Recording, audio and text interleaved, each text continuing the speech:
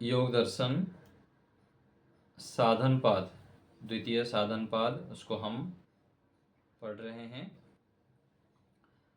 दूसरा सूत्र है, आज हम पढ़ेंगे। तो कल हम जो विचार किए थे तप, स्वाध्याय और ईश्वर प्रणिधान के विषय में, पहला जो पाद है उसका नाम है समाधि पाद। पहले पाद में क्या वर्णन था? समाधि के विषय में, समाधि को कैसे हम प्राप्त कर सकते हैं, समाधि का क्या विभाग है और मन को कैसे एकाग्र करें। जो पहला पाद है वह क्या है? उच्च स्तरीय जो योगाभ्यासी है उनके लिए है, जो अनेक जन्मों से पुरुषार्थ कर रहे हैं और इसी जीवन में भी अत्यंत पुरुषार्थ करके केवल मोक्ष के मार्ग के पथिक हैं, उनके लिए प्रथम पाद है विशेष रूप से। और ये क्या है? साधन पाद, जो सामान्य रूप से अभी धीरे धीरे प्रारंभ करना चाहता है, योगाभ्यास की ओर, धीरे धीरे संसार के भोगों को भी भोगता है और थोड़े बहुत ईश्वर की ओर बढ़ने के लिए भी प्रयास करता है, उसके लिए साधन पाद है। और जो मन इंद्रियों को एकाग्र विशेष रूप से करना चाहते हैं, इसलिए पिछले पाद में बहुत सारे मन को एकाग्र करने का उपाय बताया गया।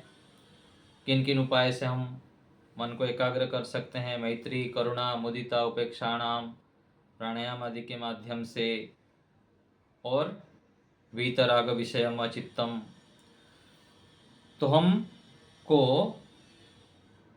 दोनों का विभाजन ऐसे जानना चाहिए कि पहले पाद समाधि पाद था, ये है साधन पाद। एक होता है साध्य और दूसरा होता है साधन। साध्य क्या है? मोक्ष है, हमारा समाधि की प्राप्ति है, ईश्वर की प्राप्ति है। और साधन जो भी उसके पड़ाव में उसको प्राप्त कराएंगे। जैसे हमको एक जगह से दूसरे जगह जाना है, यहाँ गुजरात से कोई जाए दिल्ली, तो दिल्ली क्या है? साध्य है। और दिल्ली जाने के लिए हम जहाँ यहाँ से जो जा रहे हैं, बाइक से जाएंगे अथवा कार से बस तक जाते हैं, बस से फिर ट्रेन में बैठते हैं अथवा फ्लाइट में बैठते हैं, फिर वहाँ पहुँचते हैं, ये सब साधन है। तो मोक्ष की प्राप्ति हमारा साध्य के विषय में विशेष रूप से प्रथम पाद में बताया गया। और ये जो साधन पाद में बता रहे हैं कि तप, स्वाध्याय, ईश्वर प्रणिधान, इसको कहा गया क्रिया योग। ये साधन है समाधि प्राप्ति के, ईश्वर की ओर बढ़ने के लिए। तो दूसरा सूत्र देखिए, समाधि भावनार्थ क्लेश तनु करणार्थश्च। अवतरणिका में लिखते हैं कि वह क्रिया योग निश्चय से निम्न फल को उत्पन्न करता है। जो ऊपर बताया गया पहला सूत्र में, तप, स्वाध्याय और ईश्वर प्रणिधान, उससे क्या होता है, क्या लाभ है उससे? तो कह रहे कि समाधि भावनार्थ क्लेश तनु करणार्थश्च। तो वह जो तप, स्वाध्याय और ईश्वर प्रणिधान है, वह समाधि को उत्पन्न कराते हैं, समाधि की ओर ले जाते हैं। और जो क्लेश हैं, आगे बताएंगे एक एक करके, अविद्या आदि जो क्लेश हैं उनको निर्बल करते हैं, तनु करते हैं। जन्म जन्मांतरों से, अनादि प्रवाह से हमारे अंदर क्लेशों का भरमार पूरा ढेर पड़ा हुआ है। लोग जिन लोगों से हम व्यवहार करते हैं यहाँ आसपास में, देखने के तो ऐसे शांत दिखते हैं, लेकिन अंदर पूरा ज्वालामुखी, बोलते हैं ना, पूरा एक साथ जो होता है ना, काम, क्रोध, लोभ आदि पूरा जो संस्कार है अंदर भरा पड़ा रहता है। जब उनके साथ रहने लग जाते हैं, फिर समय समय पर वो तूफान दिखाता है उसका। और अपना भी देख सकते हैं, हम अपने आप को जितना मानते हैं और ऐसे ऐसे परिस्थिति आ जाती है कि हम क्रोध से युक्त हो जाते हैं, लोभ से युक्त हो जाते हैं, काम से युक्त हो जाते हैं। ये क्या है? सब क्लेश है। और इसका तनु के लिए उपाय बताए, तप, स्वाध्याय और ईश्वर प्रणिधान। तपस्या करनी पड़ेगी, उग्र तपस्या। तपस्या दिन भर करनी पड़ेगी, सुबह से लेकर रात तक जो हम कार्य करते हैं, उन कार्यों में यम नियम पूर्वक यदि कार्य करने लगेंगे तो बहुत सारी कठिनाइयाँ, बाधाएं, समस्याएं आएंगी, लेकिन उन सबको सहन करते हुए उसको छोड़ना नहीं, करते जाना, यह तपस्या है। ऐसे ही स्वाध्याय करना और ईश्वर पर निधान करना। ईश्वर में अत्यंत विश्वास होना चाहिए। ईश्वर को यदि नहीं मानेंगे, ईश्वर को विश्वास नहीं करेंगे, तो प्रणिधान कैसे करेंगे? अच्छे प्रकार से ईश्वर को धारण करना, ईश्वर की आज्ञाओं को जानना और उसको फिर जीवन में लाना, ये अति आवश्यक है।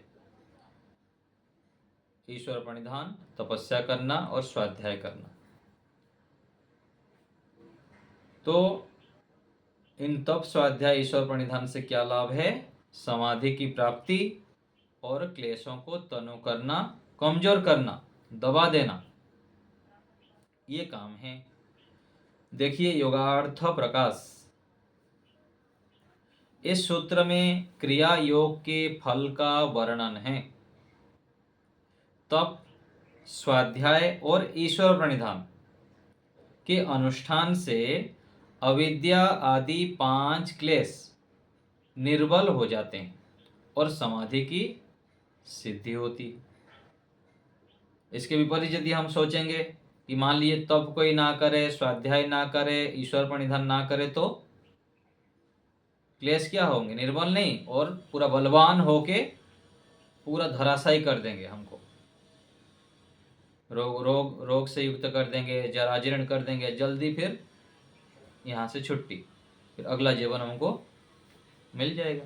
यदि अच्छे कर्म कुछ होगा तो अगले जीवन में मनुष्य जीवन, नहीं तो फिर पशु पक्षी कीट पतंग के रूप में फिर चलेंगे निम्न योनियों में, पेड़ पौधों में खड़े रहेंगे कई कई सालों तक। तो ये बहुत आवश्यक है, तपस्या, स्वाध्याय और ईश्वर प्रणिधान। तब जाके हम अपने क्लेशों को, दोषों को हम दबा सकते हैं, निर्बल कर सकते हैं। प्रत्येक साधक को अविद्या का स्वरूप अच्छे प्रकार से समझ लेना चाहिए। अनित्य को नित्य और नित्य को अनित्य, अशुद्ध को शुद्ध और शुद्ध को अशुद्ध, दुख को सुख और सुख को दुख, अनात्मा को आत्मा और आत्मा को अनात्मा जानना ही अविद्या का स्वरूप है। अविद्या तो ये शास्त्रीय शब्द है, अविद्या कहने से हमको कष्ट नहीं होता है। यदि अपने आप को हम बोलेंगे कि मैं अविद्या से युक्त हूँ, दूसरे शब्द में कहे तो मैं मूर्ख हूँ, घमंडी हूँ और मूढ़ व्यक्ति हूँ, ये सब अविद्या के पर्यायवाची। तो हम सबके अंदर अविद्या का, मूर्खता का पहाड़ के पहाड़ भरा पड़ा है। और ये पता लगेगा, अभी प्रारंभिक काल में योगाभ्यासी को कम पता लगता है। जब धीरे धीरे जब उसका चित्त शुद्ध होगा, अभिमान नाश होगा, घमंड जो रहता है ना, वो जाना बहुत मुश्किल होता है। जब हम ईश्वर के सानिध्य में बैठेंगे, चित्त शुद्ध होता है, तो अपने अंदर दिखता है कि मैं कितनी कितनी मूर्खता किया, कहीं कि किसने जगह पर मैं गलत व्यवहार किया, ऐसे नहीं करना था, ऐसे व्यवहार किया, सब स्वयं को पता लगता है। जब साधक अपने चित्त को शुद्ध करता है, स्थिर करता है और ईश्वर के सानिध्य में बैठता है, तो ये अविद्या का स्वरूप है, मूर्खता का स्वरूप, अज्ञानता का स्वरूप है। क्या है? अनित्य को नित्य, नित्य को अनित्य मानना। इसको विस्तृत हम चर्चा करेंगे, आगे आएगा। अनित्य क्या है, नित्य क्या है, अशुद्धता, तो ये अविद्या का स्वरूप है। इंद्रियों में दोष आ जाने से, अशुभ संस्कारों से, अधर्म आचरण से, तमोगुण से और कुसंग से अविद्या उत्पन्न होती है।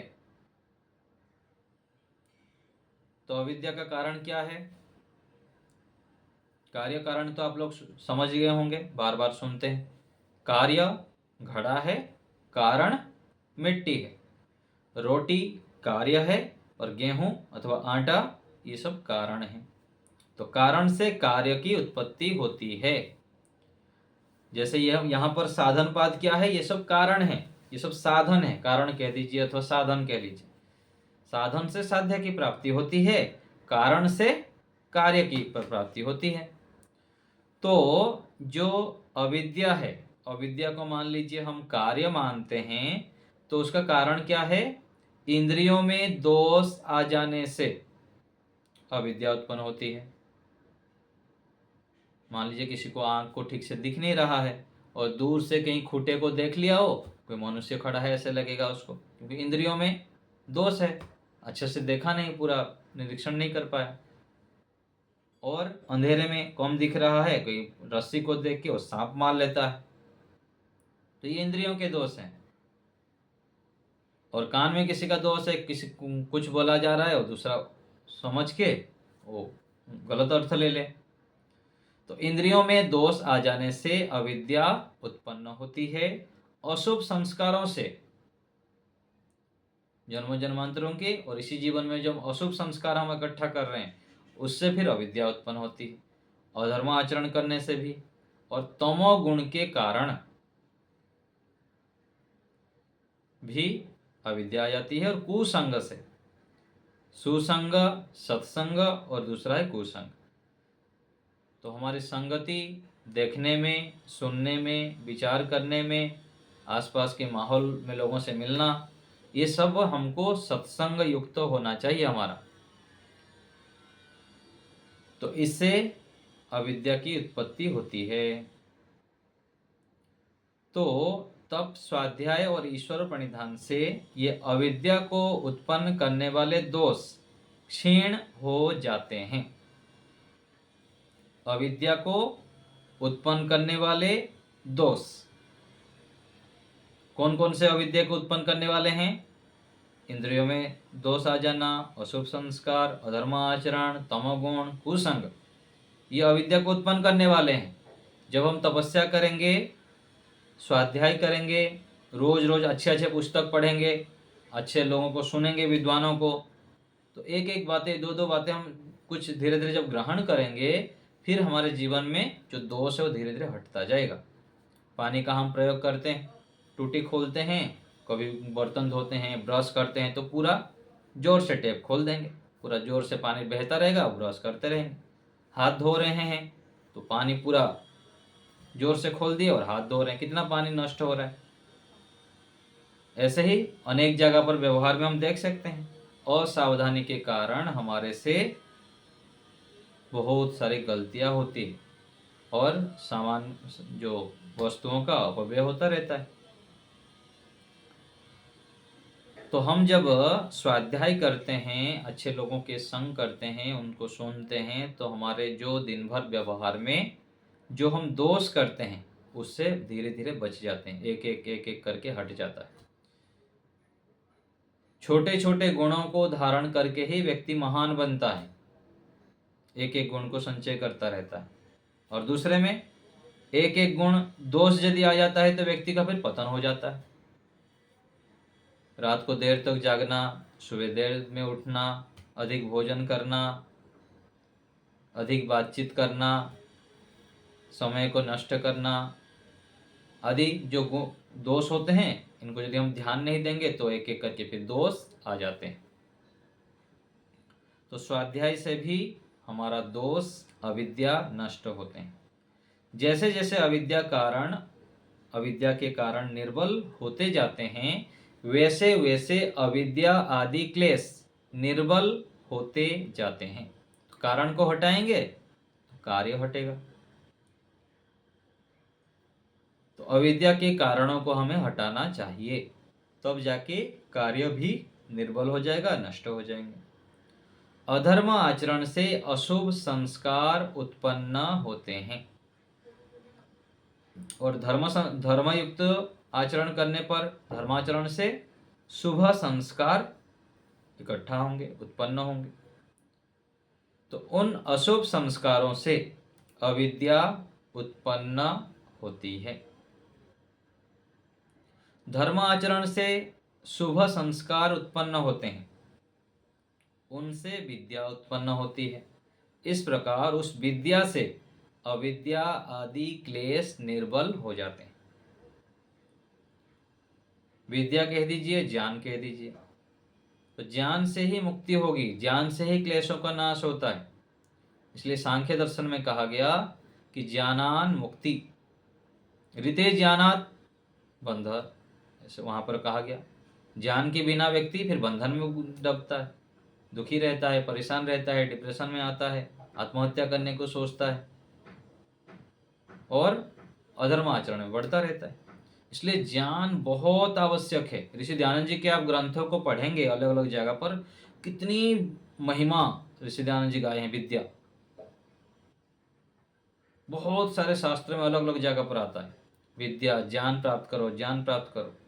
इसलिए ऋषियों ने कितने सारे ग्रंथ बनाए, देखिए 4 वेद, 11 उपनिषद और 6 हमारे अंग है, 6 उपांग है। और इतने सारे ग्रंथ क्यों बनाए कि जब व्यक्ति उसके ऊपर बार बार डुबकी लगाता है, पढ़ता है, पढ़ाता है, फिर विचार करता है, तो उसके लिए समय रिक्त नहीं रहता। और जितना हम बुद्धि से कार्य लेते हैं उतना हम अपने जैसे छुरा को धार करते हैं, चाकू को, ऐसे ही बुद्धि को जितना हम तीक्ष्ण करेंगे, शास्त्रों को याद करेंगे, पढ़ेंगे, पढ़ाएंगे, शंका समाधान करेंगे, चिंतन करेंगे, तो हमारा बुद्धि भी सूक्ष्म हो जाती है। तो ज्ञान को शुद्ध करना अति आवश्यक है। इससे क्या होगा, हमारे अविद्या आदि जो क्लेश हैं वो निर्बल होते जाते हैं। क्रिया योग का दूसरा प्रयोजन समाधि को सिद्ध करना है। क्या प्रयोजन है? क्लेशों को तनु करना एक हो गया, जो क्लेश हैं, दोष हैं और हमारे अंदर अविद्याएं हैं उसको नष्ट करना, और दूसरा है समाधि को प्राप्त कराना। क्योंकि समाधि के माध्यम से ही हम ईश्वर को जान सकते हैं। अपने जो सूक्ष्म दोष है, मोटे मोटे दोष तो चलो हो गया, जो सूक्ष्म क्लेश होते हैं वो बार बार समाधि के अभ्यास से ही दूर होते हैं। पूर्व सूत्र के व्याख्या प्रसंग में यह बतलाया गया कि धर्म आचरण करते हुए सब प्रकार की बाधाओं को सहन करना तप है। तप मतलब हमको ऐसे नहीं सोचना चाहिए कि अधिक ठंड सहना, अधिक गर्मी सहना, मान अपमान को सहन कर लेना, धूप में बैठा रहना, 1-1 घंटे तक ध्यान कर लेना, ये भी है, लेकिन दोनों स्थितियों में सम रहना, अपमानित होने पर भी और सम्मान मिलने पर भी।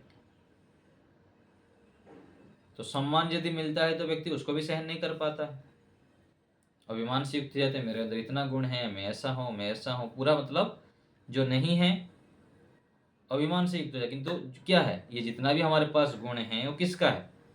वह परमात्मा प्रदत्त है। माता पिता, गुरुजन, साथी, मित्र, कितने सारे लोगों के द्वारा जो हमको मिला है उसका ही पूंजी है ये हमारे पास जो है। लेकिन जो हम सोचते हैं कि अपने आप को जो बड़ाई कर लेते हैं, अथवा जो सम्मान मिलने पर क्या सोचते हैं, बाकी चीज सोच भूल जाते हैं। और जब ज्ञान हो जाता है तो व्यक्ति फिर अपने आप को नीचे करता है और हर समय बड़ों को सामने रखता है, ईश्वर को सामने रखता है। प्रभु आपकी ही कृपा है, आपका ही धन्यवाद, ऐसे ईश्वर को धन्यवाद करता है। तो सम्मान को भी सहन करना है, प्रशंसा होने पर भी सहन करना है, और अपमान होने पर भी दुखी नहीं होना। क्योंकि दूसरे गलती करें और हम दुखी हों, दूसरे गलती करें और हम दुखी हो, ये बुद्धिमत्ता नहीं है। ऐसे ही तो होता है व्यवहार में। हमारे परिवार के लोग हैं, जितने जान पहचाने, कोई ना कुछ बोल देगा, कुछ अपमानित कर देंगे, कुछ हमको मिथ्या आरोप लगा देंगे, कोई हमारी निंदा चुगली कर दिया, हम सुन लिए तो फिर खिन्न हो जाएंगे, रात रात को नींद भी ना आए, ऐसे भी हो जाता है।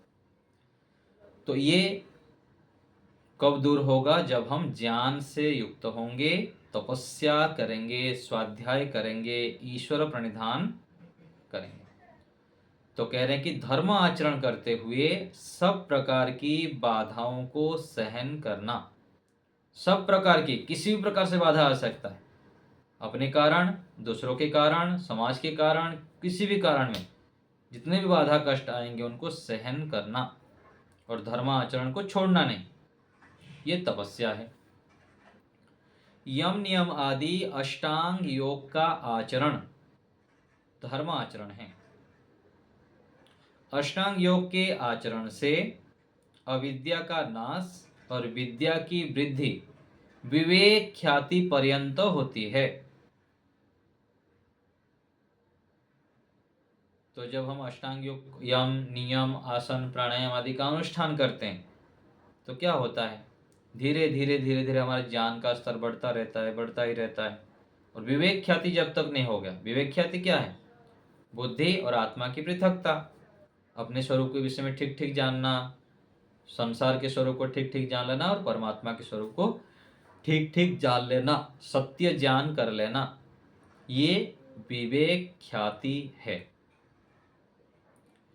यह योग दर्शन सूत्र 2.28 में बतलाया है। आगे 28 नंबर सूत्र में बताएंगे। इसी आधार पर तब समाधि का साधन माना गया है। इसलिए यहाँ क्या है, साधन पाद में साधनों को वर्णन कर रहे हैं। तो तपस्या करना भी समाधि के साधन है। तो हमें अष्टांग योग के पालन करने में अत्यधिक बल देना चाहिए। और ये बहुत कठिन है। आज लोग सोचते हैं कि यदि सच बोलूँगा तो व्यापार कैसे चलेगा, व्यवहार कैसे चलेगा। पदे पदे व्यक्ति झूठ बोल देता है, छोटे छोटे चीज़ों में व्यक्ति झूठ बोल देता है। सामान्य व्यवहार में लोगों को दिखाने के लिए अथवा अपने बड़ाई करने के लिए। ऋषि ध्यान जी के जीवन को देखें, सत्य को लेकर ऋषि ध्यान जी कितने दृढ़ थे। आर्य समाज के नियम देखेंगे तो सब जगह पर सत्य सत्य सत्य आता है। सत्य के ग्रहण करने में, असत्य को छोड़ने में। सब सत्य विद्या और जो पदार्थ विद्या से जाने जाते हैं। तो सत्य आचरण करना अत्यंत तप है, बहुत बड़ा तप है। तो ऐसे ही अहिंसा का पालन करना, अहिंसा हो गया, सत्य है, अस्तेय है, चोरी ना करना। चोरी क्या है, आगे इसका विस्तृत वर्णन आएगा आगे चलकर इस पाद में।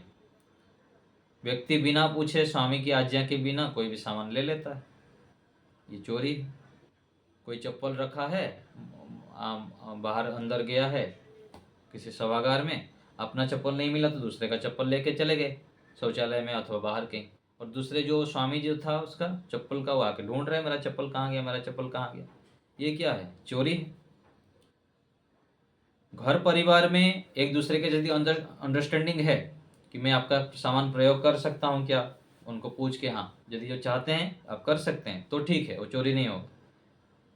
यदि हमारे उनके जो दो व्यक्ति रहते हैं उनके सामान को उठाने से उनको कोई बाधा हो रही है अथवा उनको परेशानी हो रही है तो ये चोरी है। पहले इसलिए पूछ लेना होता है।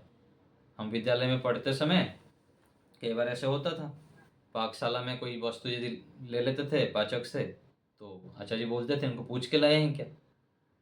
तो पहले से विद्यार्थी क्या करते थे, बुद्धिमत्ता पूर्वक पाचक को बोल देते थे कि पाचक जी हमें ये ले सकता हूँ ना, कभी आपको बिना पूछे भी ले जाऊँ चलेगा ना। ऐसे यदि बोल दिए हैं पहले से तो ठीक है, चोरी नहीं हुआ।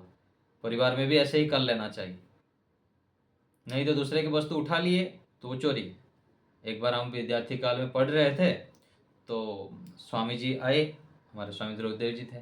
तो दूसरे एक आचार्य ब्रह्मचारी जी थे, उनका पेन चाहिए था कुछ लिखने के लिए, तो फिर उनका पेन उठाने लग गए, देने लग गए। तो स्वामी जी तुरंत बोले कि उनको पूछे हैं, उनका पेन आप उठा लिए। तो इतनी सूक्ष्मता से हमको ध्यान रखनी पड़ती है। सामान मोटे मोटे रूप में तो लगता है कि इसमें क्या हो जाता है, दूसरे का चप्पल ले लिया तो क्या हो गया, उसका उठा लिया तो क्या हो गया। लेकिन ये ईश्वर की दृष्टि से, शास्त्र के दृष्टि से, ऋषियों की दृष्टि से क्या है, गलत है। दूसरे के वस्तु को उनकी आज्ञा के बिना उठाना, ले जाना, ये ठीक नहीं। तो ये इस प्रकार से हमें यम नियम के आचरण में विशेष ध्यान देना चाहिए। और यम नियम का आचरण क्या है, धर्म आचरण, अहिंसा, सत्य, अस्तेय, ब्रह्मचर्य और अपरिग्रह। अपरिग्रह में आ गया, माइक म्यूट करिए।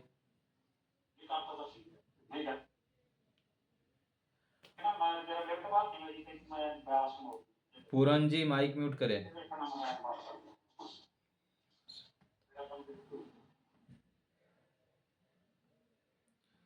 हाँ, तो हम ये देख रहे थे कि अपरिग्रह भी ऐसा ही है, अनावश्यक वस्तुओं का संग्रह ना करना, विचारों का संग्रह ना करना, अनावश्यक एवं हानिकारक विचारों का और साधनों का संग्रह ना करना अपरिग्रह है। ऐसे ही शौच, संतोष, तप, स्वाध्याय, ईश्वर प्रणिधान। तो ये अष्टांग योग को हमें विशेष ध्यान देना चाहिए। ये इसका पालन करना तप है, धर्माचरण है, सत्य आचरण है। इसी प्रकार से मोक्ष शास्त्र का अध्ययन और प्रणव आदि पवित्र मंत्रों का अर्थ सहित जप करने से समाधि की सिद्धि होती है। तो मोक्ष शास्त्रों का अध्ययन करेंगे तो ये भी समाधि के साधन हैं। ओम आदि मंत्रों का जप करना अर्थ सहित, ये भी समाधि के साधन हैं।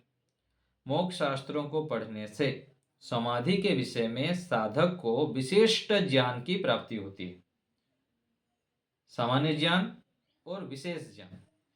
विशेष ज्ञान कैसे होगा? हम बार बार पढ़ेंगे, वेदों को पढ़ेंगे, ऋषियों के ग्रंथों को पढ़ेंगे, उसको फिर बाद में मनन करेंगे, निधिध्यासन करेंगे, तो हमें विशेष ज्ञान की प्राप्ति होती है। इसलिए उनका स्वाध्याय समाधि का साधन माना गया है। योग दर्शनकार ने बतलाया कि समाधि सिद्धि ही ईश्वर प्रणिधानात्, अर्थात ईश्वर प्रणिधान से समाधि की सिद्धि होती है, जल्दी, शीघ्रता से। तो ईश्वर प्रणिधान समाधि का साधन है। इन तीनों साधनों के अनुष्ठान से क्लेश निर्बल हो जाते हैं और समाधि की प्राप्ति होती है। समाधि का अभ्यास करते करते योगी की बुद्धि सत्व पुरुष अन्यता ख्याति को प्राप्त हो जाती है। सत्व अर्थात हमारी जो प्रकृति है, और पुरुष हम आत्मा। तो प्रकृति के स्वरूप और अपने स्वरूप को ठीक ठीक जानना, मैं अलग हूँ, प्रकृति अलग है, ये सत्व पुरुष अन्यता ख्याति का अर्थ है। तो बार बार जब हम समाधि का अभ्यास करते हैं तो इस स्थिति की प्राप्ति होती है। जब बुद्धि के द्वारा भोग और अपवर प्रयोजन सिद्ध हो जाते हैं तो वह प्रकृति में विलीन होने के योग्य हो जाती है। ये अंतिम स्थिति है। तो भोग और अपवर को सिद्ध कराना, ये सत्व अर्थात बुद्धि और बुद्धि का प्रयोजन है। जो बुद्धि आदि जो इतने भी इंद्रियां हैं उनका प्रयोजन क्या है? हमको इस संसार में भोगों को भोगाना, जो पिछले जन्म में हम कर्म किए हुए हैं जन्म जन्मांतर के, और आगे अपवर को प्राप्त कराना। इसीलिए हमको ये शरीर मिला हुआ है। कितना अमूल्य है ये। एक एक देखिए साधन, आंख है, कान है, नाक है, शरीर के एक एक अंग है। एक जब हट जाता है अथवा खराब हो जाता है तो कितना कष्ट होता है हमको। व्यक्ति फिर आत्महत्या कर लेते हैं। अगले जन्म में वही शरीर मिलेगा नहीं, कितने जन्म नाली के कीड़ा बनेंगे और नरक योनियों में डाल देंगे ईश्वर, बहुत भयंकर दंड देंगे। कितने सारे योनियां हैं, 84 लाख योनियां बोलते हैं। उससे ये मनुष्य शरीर कितना मूल्यवान मिला है हमको, लेकिन हम आलस्य, प्रमाद आदि करके इसको व्यर्थ कर देते हैं। क्या कहा उपनिषदकार ने? यह चेत अवेदित अथ सत्यम अस्ति नोचेत महति विनष्टि। यदि इसी जीवन में ईश्वर को प्राप्त कर लिए, ईश्वर की ओर तीव्रता से बढ़ गए, तो जीवन सफल है। नोचेत महति विनष्टि, महान विनाश कर दिए। इतना हमको बड़ा रत्न मिला है और हम उसका सदुपयोग नहीं कर पा रहे हैं।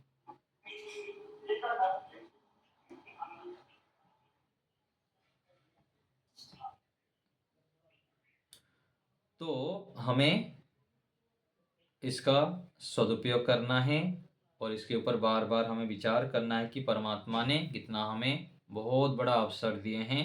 जितना हो सके अपने कर्तव्य कर्म को करते हुए तीव्रता से इन साधनों को भी जीवन में अपनाना है। तपस्या करनी है, स्वाध्याय करने हैं और ईश्वर प्रणिधान सुबह से लेकर रात तक, रात को सोने से पहले विशेष रूप से ईश्वर के सानिध्य में बैठें।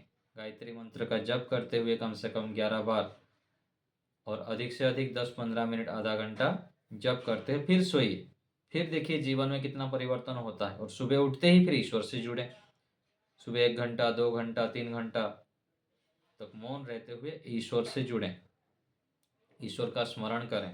और दिन भर भी जब समय मिले तब ईश्वर को स्मरण करते रहें, ईश्वर के उपकारों को स्मरण करें। ये क्या है? कृतज्ञता है कि परमात्मा ने हमको कितना कुछ दिए हुए हैं। अंदर से परमात्मा आपका बहुत बहुत धन्यवाद करना। तो ये 3 साधन बता दिए, उसका फल है समाधि की प्राप्ति और क्लेशों का तनु होना। ये हो गया दूसरा सूत्र। अभी आप लोग को कुछ पूछना हो तो बताइए। माता जी बोलिए। नमस्ते आचार्य जी। नमस्ते माता जी। ये इंद्रियों में दोष आने से कैसे जो है अविद्या पैदा? इंद्रियों का दोष बताया ना आपको। आंख में यदि प्रॉब्लम है, दोष होता है, कम दिखता है, तो दूर में कोई खूंटा खड़ा है ना, उसको देख के मनुष्य मान लेता है। रस्सी पड़ा हुआ है, उसको देख के सांप मान लेता है ना। कुछ कोई बात कर रहा था, उसको कम सुनाई दे रहा है, कुछ का कुछ सुन लिया और उसके फिर गलत मान्यताएं बना लेता है। ये सब इंद्रियों का दोष है। एक और प्रश्न था, यम नियम ही मुख्य है, मतलब जो अविद्या को हटाने का मुख्य कारण यम नियम। हाँ, जितना जितना हम यम नियम का आचरण करेंगे उतना उतना हमारा अविद्या दोष दूर होंगे। आपने बताया सत्य अस्ते ब्रह्मचर्य, और जो है ये ब्रह्मचर्य परिग्रह। हाँ जी, हाँ तो जी, ये, हाँ, तो ये मुख्य रूप से जो है वो इसको विद्या को हटा सकते हैं। हाँ जी, संतोष का। जी जी जी। तो ये सब साधन हैं, अविद्या आदि क्लेशों को हटाने के लिए ये सब साधन है। साधन से साध्य की प्राप्ति, कारण से कार्य बनता है। ठीक है, लता माता जी बोलिए। संतोष, संतोष से कैसे होगा दूर अविद्या? संतोष, संतोष, संतोष यदि नहीं करेंगे तो क्या होगा? फिर व्यक्ति दुखी रहेगा, परेशान रहेगा, जितना भी मिले और भी चाहिए और भी चाहिए। संतोष की परिभाषा क्या है? धर्माचरण रूप उत्तम कर्तव्य कर्म को करते हुए जितना भी हमारे पास साधन है उससे पूर्ण पुरुषार्थ करना। पूर्ण पुरुषार्थ के पश्चात जो भी हमको आनंद विद्या बल आदि प्राप्त हो उसमें संतोष प्राप्त करना। ठीक है, मैं पुरुषार्थ कर दिया, मेरा काम पुरुषार्थ है, मैं कर लिया, बाकी जो मिला उससे संतुष्ट रहना। नहीं तो फिर दुखी रहेगा, अरे मैं इतना पुरुषार्थ कर रहा हूँ कुछ भी नहीं मिल रहा है, फिर परेशान रहेगा, दुखी रहेगा, कोसता रहेगा माता पिता को, गुरुजनों को, माता पिता को और ईश्वर को। तो इसलिए संतोष का पालन कहा गया। संतोष रहेगा तो व्यक्ति फिर प्रसन्न रहेगा, प्रसन्न रह के फिर भी और भी यम नियम का पालन कर सकता है, ध्यान कर सकता है ईश्वर का। ठीक है, लता माता जी बोलिए। बहुत धन्यवाद आचार्य। आचार्य जी नमस्ते। मेरे सत्य के बारे में है। अगर कोई हमको अपना मानकर उनका मतलब वो पैसों के बारे में या उनके गृहस्थ के बारे में कुछ बताया और हमको बोले कि किसी को मत बोलो, दूसरा अपने अपने में ही एक दूसरे रिश्तेदार उनके बारे में पूछते हैं कि क्या बोले या क्या हाल है उनके बारे में, तो उधर क्या हम सत्य बोले या नहीं, कुछ नहीं ऐसे बोल देने से वहाँ उस स्थिति में ना बुद्धिमत्ता का प्रयोग करेंगे। इसको कहते हैं विशेष प्रज्ञा। जो चतुर होते हैं, चतुर तो क्या बोलेंगे, जो बुद्धिमान होते हैं, उसमें झूठ भी नहीं होगा और काम भी चल जाएगा, ऐसा भी हो जाएगा, है ना। इस प्रकार से करना पड़ेगा। या तो हम इतना मजबूत है, बोल देंगे कि ना मैं नहीं बता सकता, मेरे को मना किए हैं। और दूसरा है कि उसको फिर टाल मटोल कर देना होता है, झूठ भी ना हो, झूठ भी नहीं बोलना है, उस समय कुछ दूसरा प्रसंग लेके अथवा दूसरा किसी प्रकार से उस बात को टाल देना होता है, वहां से फिर हट जाना होता है। ऐसे करके वहां से हटना होता है। झूठ जितना हो सके ना बोलें, उससे फिर दोष होता है। चाहे बोलते हैं ना कि गाय को मरना का होता है, देश राष्ट्र का बात हो, उस समय तो झूठ बोल देना चल जाता है, चल तो जाएगा, ठीक है, वो आप कर लिए एक प्रकार से। लेकिन जो झूठ आप जो बोले वो तो दोषयुक्त तो है, उसका तो दंड मिलेगा ही मिलेगा। जो पुण्य हुआ, जो लोगों का हित हुआ, राष्ट्र का हित हुआ, वो अलग उसका लाभ फल मिलेगा, लेकिन जो झूठ बोले उसका दंड भी खाते में जुड़ेगा। ये वैदिक मान्यता है।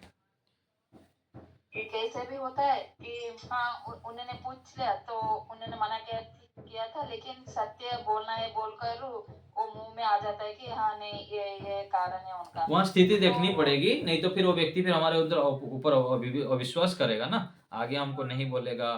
और कुछ बातें ऐसे होते हैं कि वो नहीं बोलना चाहिए, उसका वो गलत फायदा उठा देता है, उसको ब्लैकमेलिंग करता है, उसका परिणाम गलत आता है। ये भी स्थितियां सब देखनी होती है संबंधों में। ठीक है, प्रमोद जी। जी आचार्य जी नमस्ते। नमस्ते जी। आचार्य जी इसमें एक प्रश्न है कि जैसे जब हम तप की जो स्थिति होती है उसमें मान और अपमान को सहन करना है, तो जो एक शिक्षित है, जो एक प्रार्थी है, जो एक ज्ञानी व्यक्ति है, तो उसका अपमान की स्थिति उसमें कैसे बनेगी? जो कौन उसको अपमान करेगा उसका?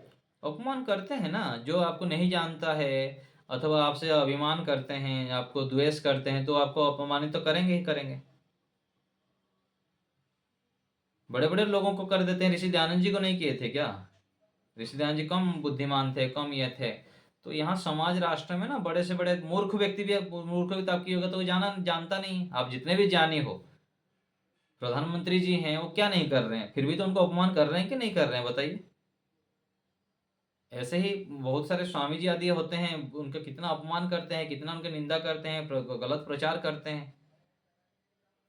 ज्ञानी व्यक्ति होने पर कई बार क्या होता है ना, मान लीजिए कोई गुरु है, अपने शिष्य को डांट दिया, 5 शिष्य थे, उनको भयंकर डांटे। किस लिए डांटे? कि उनकी उन्नति के लिए। उसमें से एक व्यक्ति द्वेष कर लेता है गुरु जी से कि मेरे को ऐसे क्यों बोले, मैं ठिकाना लगा के रखूंगा, इनका अपमानित करूंगा, इनको बदनाम करके दिखाऊंगा, बोल के वो करेगा अपमान। माता पिता है, 4 संतानें हैं, चारों में से सबको अच्छा मानते हैं, किसी को डांटे, किसी को पिटाई कर दिए, उसमें से माता पिता के बदला लेने लग जाते हैं, मार भी देते हैं माता पिता को। ऐसी भी स्थिति आ जाती है, द्वेष करने लग जाते हैं,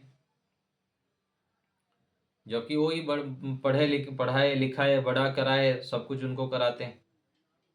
मनुष्य जो है ना, तपस्या ना करे और धर्म आचरण ना करे तो कहीं से कहीं तक चला जाए, पापी बन जाए, राक्षस बन जाए, पूरा बहुत नीचे जा सकता है, कुछ भी कर सकता है ना। तो इसीलिए योग्य व्यक्ति के गुणों को ना जानते हुए वो व्यक्ति दूसरे व्यक्ति अपमानित कर सकते हैं। ठीक है।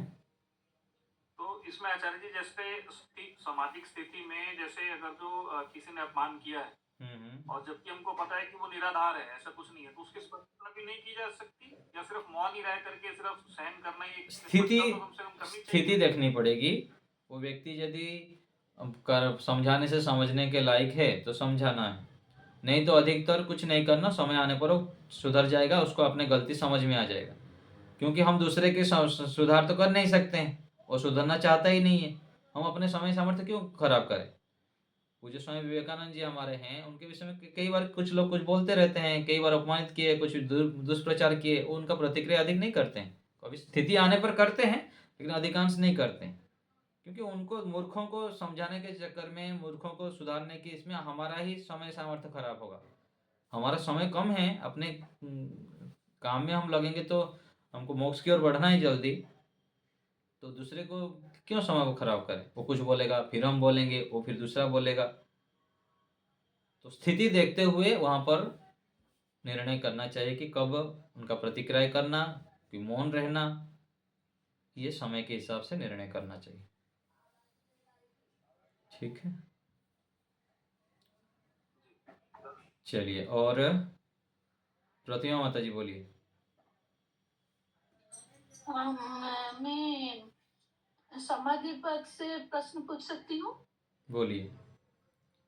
जो असंप्रज्ञात समाधि है वो तो भाव प्रत्यय और उपाय प्रत्यय के माध्यम से पाएंगे। फिर जो योगी लोग भाव प्रत्यय अपनाते हैं वो उपाय प्रत्यय नहीं अपनाते क्या? अपनाते हैं, क्यों नहीं अपनाते, दोनों अपनाते हैं, लेकिन मुख्य जो साधन बनता है ना, मुख्य जो विशेष जिसके माध्यम से करते हैं उसके नाम से नामित हो जाते हैं। रोटी भी खाता है व्यक्ति, चावल भी खाता है, लेकिन वो अधिकतर क्या होता है, ये रोटी ही खाते हैं।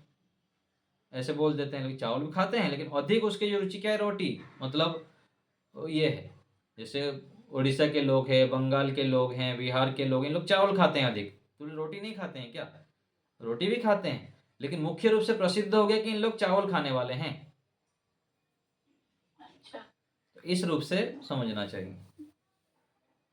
और जो संप्रज्ञात समाधि में वितर्क, विचार और आनंद, अस्मिता, इसमें जो साक्षात्कार होता है ये कैसा होता है? वो जो इंद्रिय का, वो जो आनंद आनंद समाधि में जो इंद्रिय का साक्षात्कार होता है, तो क्या होता है इसमें? इंद्रियों के विषय में विशेष ज्ञान होता है। इंद्रियों के विषय में विशेष ज्ञान होता है। साक्षात्कार होना मतलब क्या है? मुझको ये पुस्तक का साक्षात्कार हो रहा है, मतलब साक्षात्कार मतलब क्या है? उसका ज्ञान होना, अनुभूति होना, उसकी वास्तविकता का ज्ञान होना, यही साक्षात्कार है, और कुछ नहीं है।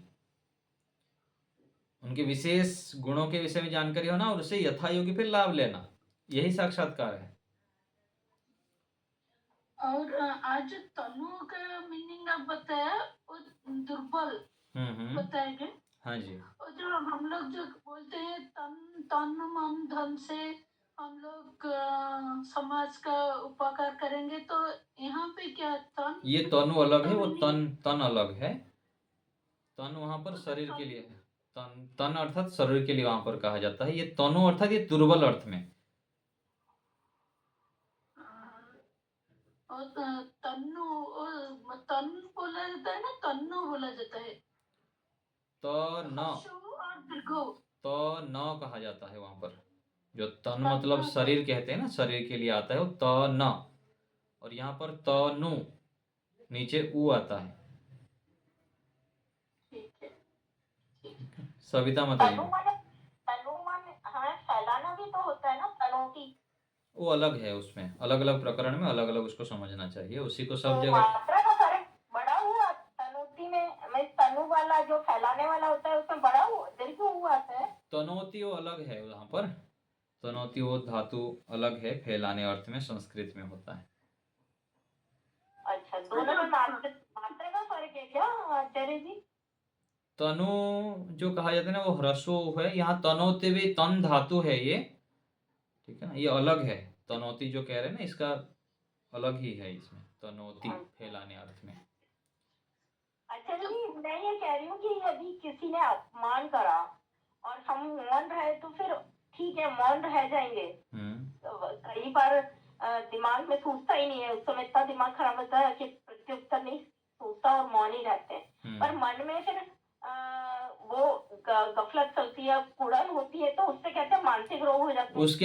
उसके लिए ईश्वर के सानिध्य में बैठना चाहिए, ईश्वर से सहायता मांगनी चाहिए कि परमात्मा मुझको सामर्थ्य दीजिए, और उस जिस व्यक्ति के विषय में गलत विचार आ रहा है और गलत सोचने लगते हैं, उसके गुणों को देखिए और शांत होके ओम का जप करने लगे, गायत्री मंत्र का जप करने लगे, तो ईश्वर की कृपा से वो जो विचलन है, विचलन के लिए रजोगुण तमोगुण के कारण होता है। जब सात्विकता हमारे अंदर बढ़ जाएंगे तो फिर वहां पर हम शांत हो जाएंगे। अच्छा जी, पुरुष ख्याति और विवेक ख्याति एक ही है ना, अलग अलग है? पुरुष एक ही अर्थ है। पुरुष कहते हैं तो पुरुष का ज्ञान हो जाएगा, विवेक ख्याति अर्थात दोनों का पृथक ज्ञान। और बुद्धि और जीवात्मा का। हाँ, ख्याति अर्थात ज्ञान। ठीक है। ठीक है, सविता माता जी। आचार्य जी नमस्ते। नमस्ते जी। आचार्य जी, वो प्रत्याहार मतलब स्थिति जो है उसके बारे में थोड़ा सा। प्रत्याहार अर्थात जब हम ध्यान में बैठते हैं, आसन, फिर प्राणायाम करते हैं, फिर प्रत्याहार।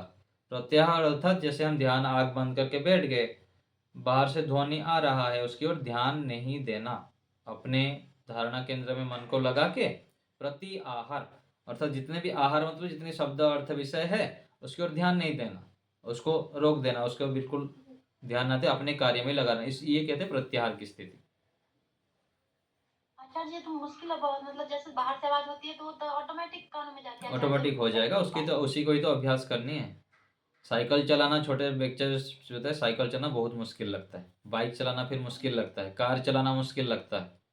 तो मुश्किल को ही आसान करना है, अभ्यास से सब सिद्ध हो जाता है ना? सभी चीज अभ्यास करते जाते हैं, जितना जो चीज हम कठिन समझते हैं उसको बार बार जब अभ्यास करते हैं वही सरल हो जाता है। रोटी बनाना सामान्य व्यक्ति को बहुत मुश्किल लगता है, आप लोग झटाझट रोटी बना देते हैं माताएं। तो कैसे होता है? जन्म से आप अभ्यास कर रहे हैं, छोटे से ऐसे माता जी आपको सिखाए, फिर जिंदगी भर जो कार्य आप करते गए वो जड़े जड़े हो जाते हैं। घर परिवार को व्यवस्थित रखना, साफ सफाई रखना, और ये सब चीज़ें किसी को मुश्किल लगता है, किसी के लिए सरल है। तो जो सरल अभ्यास करता है उसको सरल हो जाता है, श्रद्धा भाव से। आचार्य जी गेट वेट लगा के बैठते हैं पर फिर भी बाहर की आवाजें आ ही जाती है अचानक। आते रहे, कोई बात नहीं, उसको ध्यान नहीं करना है। ईश्वर में श्रद्धा बढ़ानी है, सत्वगुण को बढ़ानी है, बार बार संकल्प लेनी है, तो हो जाएगा। समय लगेगा, हो जाएगा, असंभव नहीं है। बहुत बहुत धन्यवाद आचार्य। स्मृति माता जी, स्मृति सचदेवा जी हाथ उठाए हैं। सुदेशना माता जी। जी हाँ, आप करिए। स्मृति जी हाँ बोलिए। जी आचार्य जी, हमारा ऋषि मुनि और जो विद्वान लोग बोलते हैं, बताते हैं कि घर में रहते हुए तो अविद्या का नाश नहीं हो पाएगा। हाँ और जी, ये सच बात है आचार्य जी। कोई कुछ आलम्बन आ जाता है, मैंने जैसे हम चुपचाप बैठे हैं या साधना कर रहे हैं या घर का कुछ काम कर रहे हैं तो अलग बात है, लेकिन कुछ कुछ आलम्बन आ जाने से हम उस वक्त क्यों कंट्रोल नहीं कर पाते हैं अपने आप को? सांख्य दर्शन में आता है, न स्थान नियम चित्त प्रसादनम। चित्त को प्रशांत करने के लिए कोई स्थान का नियम नहीं है। आप सोचते हैं कि घर में हो बोल के प्रतिकूलताएं हैं। अब आश्रम में आके देखेंगे ना, वो गृहस्थ से बड़े आश्रम में और भी बंडल गृहस्थ से बड़े बड़े सब चलता रहता है कारोबार यहाँ पर। इसलिए मेहनत तो दोनों जगह करना पड़ता है। जो मेहनत नहीं करेगा वो आश्रम में आके भी संसार को खोल के रखेगा, संसार का दुकान, ऐसे भी मिलते हैं। इसलिए ऐसे भ्रांतियों को मन में बिठाना नहीं चाहिए। तो जहाँ पर हम हैं वहाँ जितना सामर्थ्य पुरुषार्थ करते रहना चाहिए। आश्रम में आ जाने से पूरा मोक्ष में आ गए ऐसा नहीं। यहाँ ठीक है, थोड़ा सा प्रतिकूलताएं कम होगी, नहीं तो यहाँ भी ऐसे ऐसे सॉन्ग मिल जाएंगे, 50 प्रकार की कूड़ा आके डाल देंगे आपके दिमाग में और हर समय आके आपको डिस्टर्ब करेंगे। आश्रम में भी ऐसे ही होता है। आश्रम में भी कई हजारों व्यक्ति बिगड़ जाते हैं, गुरुकुल में रह के, आश्रमों में रह के। तो इसलिए ये भ्रांति मान्यता भी हटाना चाहिए दिमाग से। और यदि लगता है जो होना चाहिए तो घर छोड़ दीजिए, आ जाइए। और जब छोड़ेंगे तब छोड़ेंगे। अभी जहाँ पर हैं वहाँ पर मन में संकल्प करना है कि मुझको यहाँ पुरुषार्थ करनी है। बाधाएं आएंगे, प्रतिकूलताएं आएंगे, लेकिन करना है। ऐसे संकल्प करेंगे तो हो जाएगा।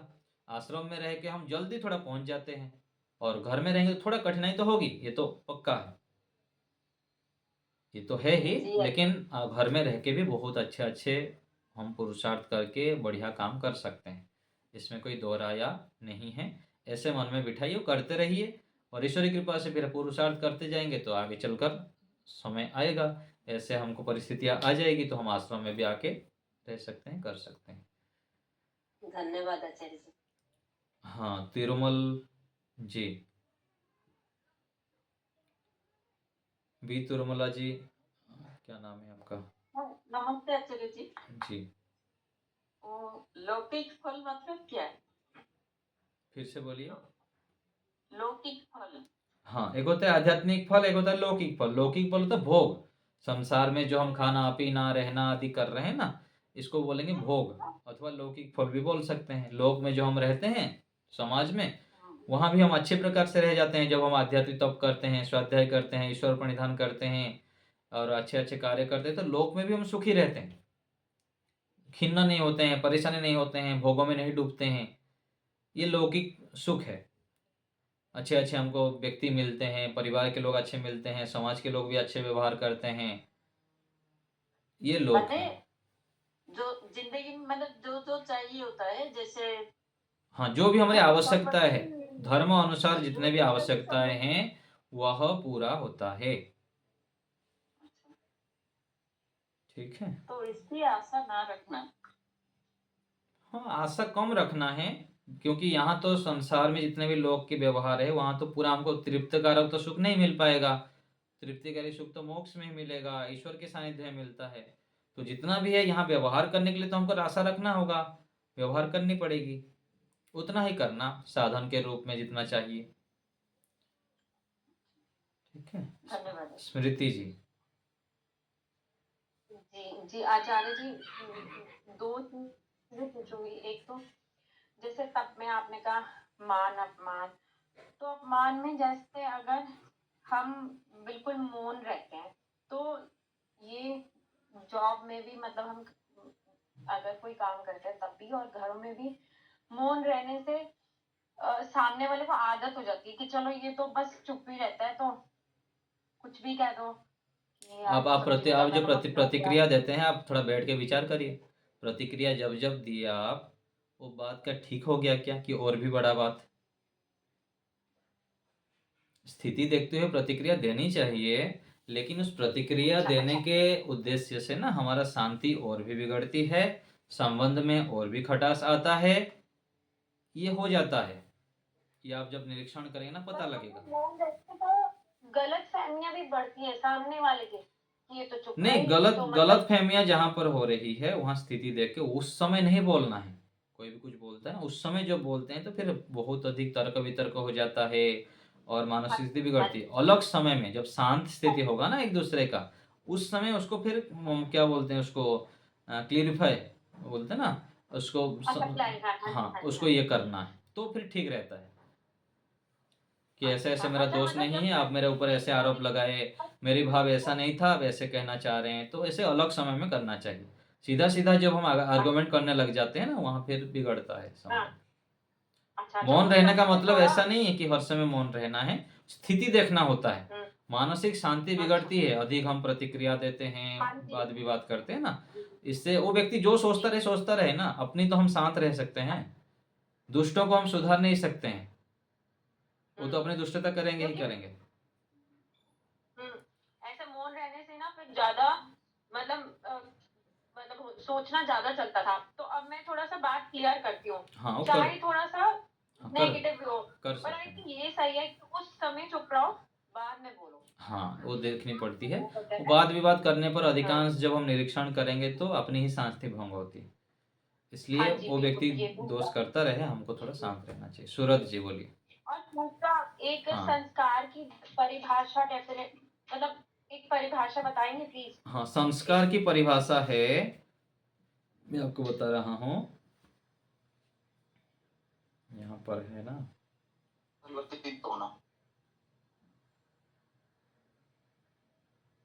संस्कार उसे कहते हैं पहले से विद्यमान दुर्गुणों को हटाकर उनकी जगह सद्गुणों का आधान करने को संस्कार कहते हैं। ये तो जो 16 संस्कार हम करते हैं ना, उसका संस्कार की परिभाषा है। संस्कार जो संस्कारित करते हैं ना हम, उपनयन संस्कार और गर्भाधान संस्कार, ये संस्कार क्या है? पहले से जो विद्यमान था और उसको हटा के नए अच्छे गुणों को धारण कराना, ये संस्कार है। और हम जो यहाँ पर संस्कार के विषय में बोलते हैं ना, ये संस्कार कहते हैं अच्छे आदत, इसको संस्कार कहते हैं। समझ में आ गया?